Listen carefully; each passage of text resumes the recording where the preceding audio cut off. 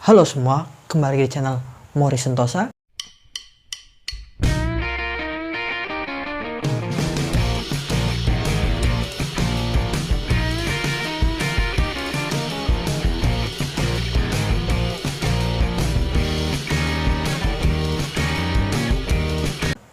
Bersama saya Kamrat Morris. Nah, bom atom Nagasaki Hiroshima, Little Boy, itu merupakan hasil dari penelitian Manhattan Project. Dan kalau kalian menganggap bahwa bom tersebut itu merupakan senjata terkuat sepanjang sejarah umat manusia, kalian salah besar. Predikat senjata terkuat sepanjang sejarah umat manusia dipegang oleh Tsar Bomba milik Uni Soviet, atau yang memiliki nama resmi RDS-220, yang itu merupakan sebuah bom nuklir.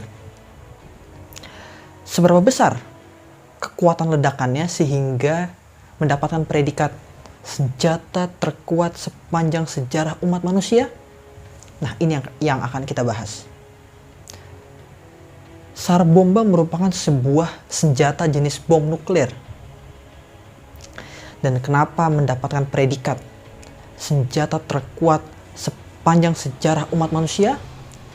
Karena yang pertama adalah besarnya ledakan dari Tsar Bomba ini. Kemudian dampak dari ledakan Tsar Bomba ini. Dan yang terakhir adalah karena di masa kini dan bahkan di masa yang akan datang tidak akan ada lagi senjata dengan kekuatan yang mematikan seperti Tsar Bomba ini. Karena sudah ada beberapa peraturan-peraturan, perjanjian-perjanjian yang melarang dibuatnya senjata dengan kekuatan seperti Tsar Bomba ini. Tsar Bomba diambil dari bahasa Rusia yang artinya Raja Bom. Tsar Bomba memiliki kekuatan ledakan lebih dari 50 megaton TNT atau setara dengan 50 juta ton bahan peledak konvensional. Dan sebagai perbandingan, kekuatan ledakan Tsar Bomba ini 10 kali lebih kuat dari semua amunisi yang ditembakkan dan dikeluarkan selama Perang Dunia Kedua, dan 1.500 kali lipat lebih kuat dari bom atom yang dijatuhkan di Nagasaki Hiroshima, Jepang, jika digabungkan. Jadi bisa dibayangkan seberapa besar kekuatan ledakannya.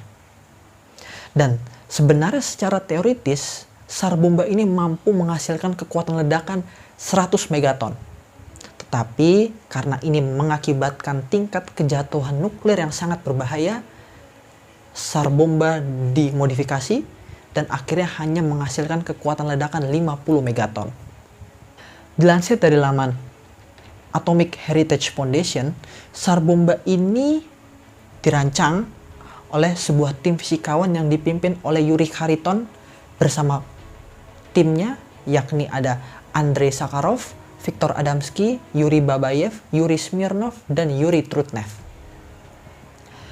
Dan Tsar Bomba ini juga memiliki bobot 27 ton dengan panjang 8 meter dan berdiameter 2 meter.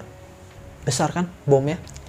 Setelah selesai dibuat, tepatnya pada pagi hari tanggal 30 Oktober 1961, Uni Soviet secara resmi melakukan uji coba terhadap Tsar Bomba, sebuah pesawat pembom strategis jarak jauh jenis Tu-95V milik Uni Soviet yang dikemudikan oleh mayor penerbang Andrei Durnovstev, membawa Tsar Bomba selama pengujian. Cat putih reflektif digunakan pada badan pesawat untuk meminimalisir kerusakan termal pada badan pesawat. Dan kemudian Tsar Bomba ini juga dilengkapi parasut khusus untuk memperlambat lajunya, kecepatannya saat jatuh. Karena hal ini untuk memungkinkan pesawat yang membawanya ini bisa pergi menjauh ke jarak yang aman dari ledakan sehingga tidak terkena dampak dari ledakan tersebut. Tsar Bomba diledakkan tepat pada pukul 11.32 waktu Moskow di rentang pengujian nuklir Teluk Mityushika, Pulau Novaya Zemlya di lingkar Arktik Utara. Dan Tsar Bomba ini juga dilengkapi sensor barometrik yang berfungsi untuk mengatur Tsar Bomba meledak di ketinggian 13.000 kaki atau sekitar 4 km di atas permukaan tanah dan dijatuhkan dari ketinggian 34.000 kaki atau sekitar 10 km. dampak yang dihasilkan SAR bomba selama pengujian, selama uji coba, itu sama besarnya dengan ledakannya. Desa yang tidak berpenghuni bernama Severny yang jaraknya 55 km dari titik ledakan rata dengan tanah. Dan bangunan yang jaraknya di radius 160 km dari titik ledakan dilaporkan rusak. Dan bahkan diperkirakan panas dari ledakan tersebut mampu mengakibatkan luka bakar tingkat 3 hingga radius 100 km. Dan ternyata SAR bomba ini juga mempunyai pengaruh besar karena dengan adanya SAR bomba ini mendorong dibuatnya perjanjian larangan uji coba nuklir parsial pada tahun 1963. Perjanjian ini bertujuan untuk menghentikan uji coba nuklir baik di atmosfer, luar angkasa maupun di bawah air. Meskipun SAR bomba berhasil diledakkan dalam uji coba, Uni Soviet tidak pernah mempertimbangkan untuk menggunakan SAR bomba dalam perang. Dan karena juga mengingat dari ukuran yang sangat besar, sehingga SAR bomba ini tidak bisa menggunakan atau dibawa dengan rudal balistik. Dan bahkan sebaliknya, SAR bomba ini harus dibawa menggunakan pesawat konvensional atau sejenis pesawat pembom, yang ini malah memungkinkan SAR bomba ini mampu dengan mudah dicegat oleh musuh atau bahkan dihancurkan oleh musuh sebelum mencapai targetnya.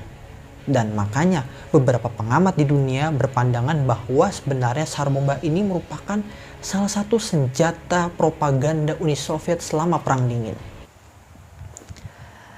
Nah, jadi itulah